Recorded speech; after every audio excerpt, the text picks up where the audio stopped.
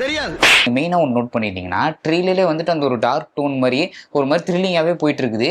ஆனா கலர்ஃபுல்லா ஒரு ஃப்ரேம் வருது. ஏதோ காலேஜ்ல ஏதோ ஒரு பாட்டெல்லாம் பாடிட்டு இருக்கிற ஒரு பையன், அவனை சுத்தி நிறைய பேர் வந்துட்டு டான்ஸ் எல்லாம் ஆடிட்டு இருக்கிற மாதிரி, அவனை சேர பண்ணிட்டு இருக்கிற மாதிரி, அந்த பையனை தான் எஸ்டிஆர் கூட்டு வச்சு விசாரிச்சுட்டு இருக்கிறாப்புல. அதே பையனை தான் கமல் அடுத்து ஒரு ஷாட்ல போட்டு தள்ளுறாப்புல. பட் இந்த இடத்துல நீங்க நல்லா நோட் பண்ணீங்கன்னா கமல் பக்கத்துல நின்றுக்கிற நாசரும் ஜோர்ஜ் ஜார்ஜ் அவருக்கார்ல கொல்றத வந்துட்டு ரொம்ப ஏதோ ஒரு கேஷுவலான ஒரு விஷயம், நமக்கு எல்லாம் கொலையெல்லாம் ஒரு பெரிய விஷயம் அப்படிங்கிற மாதிரி நார்மலா பார்த்துட்டு இருக்காங்க. பட் எஸ்டிஆர் மட்டும் பக்கத்துல நின்றுட்டு அந்த கொலையை வந்துட்டு ரொம்ப ஒரு சேடாவோ இல்லைன்னா வந்துட்டு ஒரு மாதிரி அந்த கொலை நடந்துடக்கூடாது அப்படிங்கிற மாதிரி ஒரு ரியாக்ஷன் இருக்கிறாரு. இது மேபி அவனை கொல்றது வந்து பிடிக்காம கூட இருந்திருக்கலாம். பட் ஆப்போசிட்டா இன்னொரு விஷயம் யோசிச்சு பார்த்தோம்னா, ஒருவேளை எஸ்டிஆர் வச்ச ஆளா இருக்கலாம், இல்ல அப்படின்னா எஸ்டிஆரோட தம்பியா இருக்கலாம். கமலுக்கு ஆப்போசிட்டா இவர் பண்ணிட்டு இருக்கிற மிஷன்ல இவன் ஒரு முக்கியமான ஆளா இருந்திருக்கலாம். இவனை வச்சு சில காய்கள் நகர்த்திட்டு இருந்திருக்கலாம் எஸ்டிஆர். பட் அது கமலோட டீமுக்கு தெரிஞ்சு கமல் வந்து இவரை போட்டு தள்ளுறப்போ என்ன பண்றது, நம்மளால தடுக்க முடியலன்னு சொல்லிட்டு அவர் ஒரு மாதிரி சேட் ஆயிருக்கலாம். அப்படி போயிருந்ததுன்னா இது வந்து ஒரு நார்மலான விஷயம். ஆனா ஆப்போசிட்டாவே மாறுறாரு, இவர் ஒரு வில்லத்தனமா வந்துட்டு கமலையே போட்டு தள்ளணுங்கிற அளவுக்கு போயிருக்கிறாரு அப்படின்னா